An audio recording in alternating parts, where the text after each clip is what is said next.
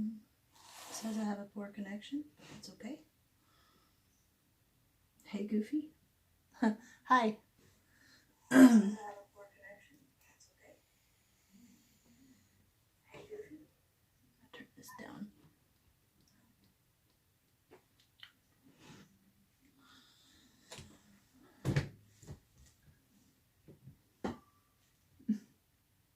Okay. So today I'm going to be talking about tie-dye. Basically just a teaser. I'm not going to go into a whole lot of depth and detail today. I've got to get more structured with my tutorials. I do kind of have an idea of what we're going to talk about today. So we're going to talk about the first steps of tie-dyeing. As you see here, I have some fabric. This fabric has already been soaked in soda ash and it's been wrung out, folded. It's still a little damp. That's how we like it. This is the soda ash that I used. Tie-dye Corona mask. You know, someone could use one of these bandanas as one of those. I use that if I need a mask for dust or whatever.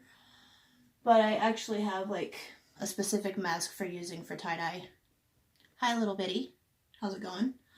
So, step one to tie-dyeing.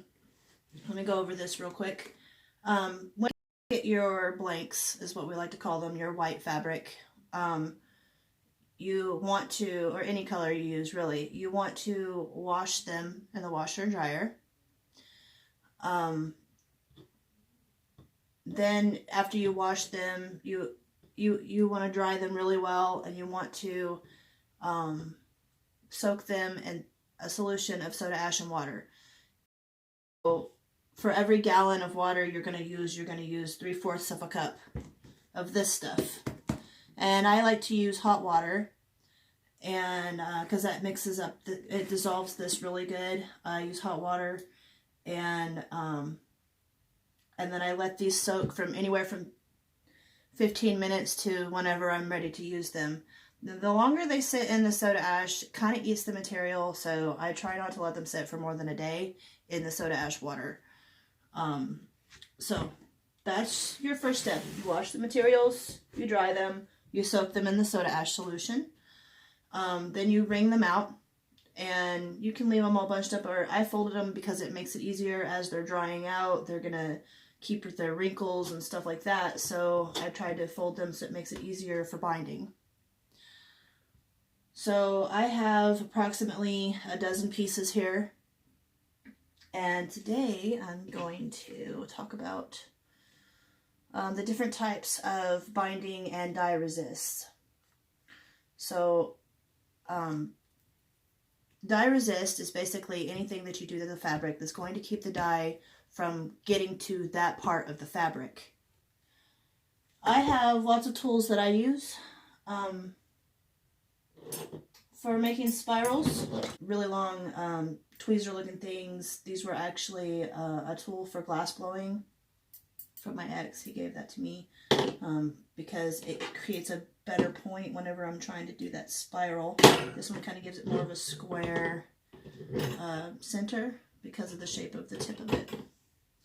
So, let's see. I use washable markers to draw whatever design I'm going to make first. It does spread out and bleed quite a bit, so after I draw it on, I try to get the fabric bound rather, quickly before it is so spread out that I can't even see my pattern anymore. And it washes out because it's washable marker, so it's not going to mess up the pattern.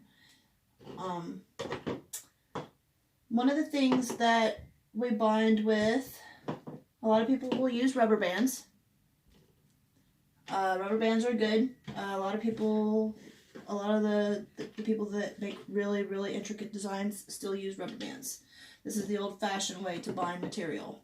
A lot of people I like to use this stuff. This is called artificial sinew. It's like a wax string, kind of. This is what it comes on, but because it's a cardboard center, I like to take a wooden dowel and take off a piece and wrap it up, because this gives you a more solid thing to pull with whenever you're trying to get a really good tight binding on your fabric.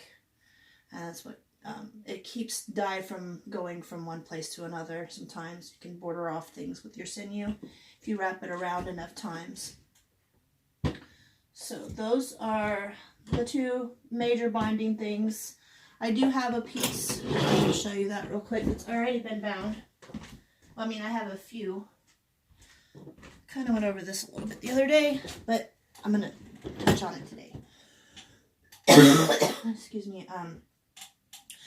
I work with soda ash, so it makes you cough whenever you breathe it, if you breathe it at all. I've had soda ash poisoning before. That's why your personal protective equipment is very important. I have a pair of gloves that I use to work with the soda ash. These are the gloves I use, and this is just, I only use it whenever I'm like wringing them out or stirring them up in the soda ash solution.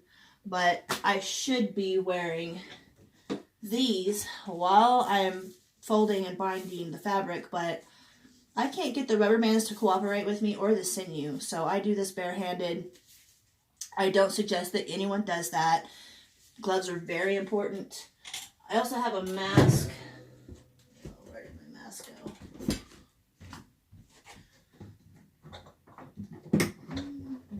I have a regular, like, hospital mask in the other room, but for soda ash, once it's dry, it becomes a powder again. You don't want to breathe that stuff.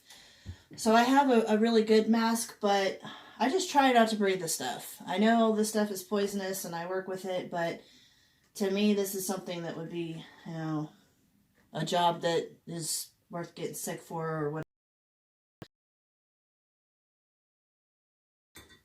I've bound it with rubber bands, and you can kind of see manipulated in a way that it has a spiral in the center, and I think I crumpled it along the outside of it. This was bound about 6 months ago, so it's hard to kind of remember what I did with what here. But the great thing about tie-dye is even a screw-up sometimes looks great. So here's another version of a spiral. This one is actually